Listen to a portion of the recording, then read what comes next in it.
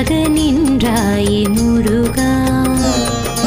தமிழுக்கும் அமுதென்றும் அழகுக்கு நிகரென்றும் நிலையாக நின்றாயே முருகா. இந்தன் மலராகவே என் கலையாகவே உந்தன் கவியாகவே பாலமுருகா. இந்தன் மலராகவே என் கலையாகவே உந்தன் கவியாகவே பாலமுருகா. தமிழுக்கும் அமுதென்றும் அழகுக்கு நிகரென்றும் நிலையாக நின்றாயே முருகா.